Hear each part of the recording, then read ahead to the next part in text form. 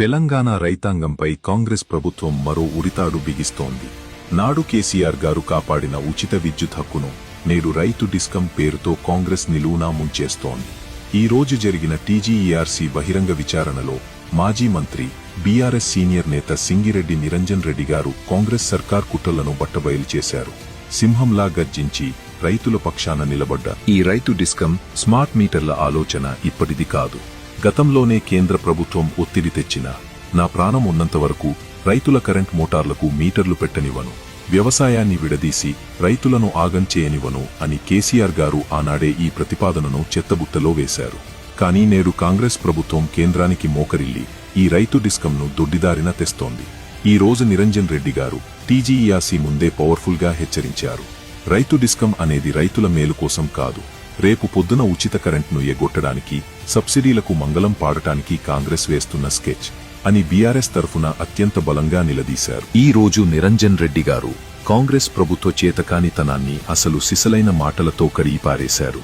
రాష్ట్రంలో రైతులు పండించిన వడ్లను సరిగ్గా కొనుగోలు చేయలేని దద్దమ్మ ప్రభుత్వం ఈ కాంగ్రెస్ ప్రభుత్వం.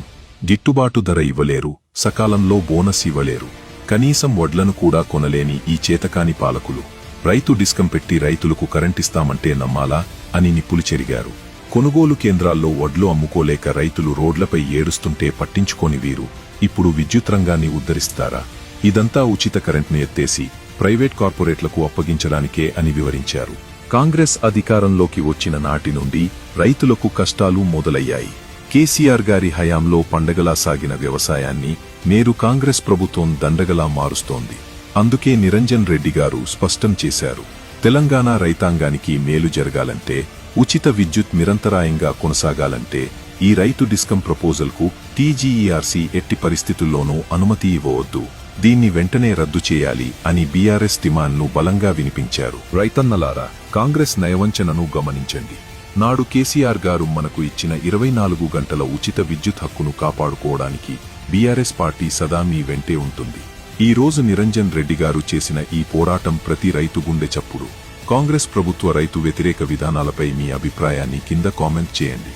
ఈ వీడియోను మన రైతులందరికీ చేరేలా షేర్ చేయండి. జై తెలంగాణ, జై కిసాన్.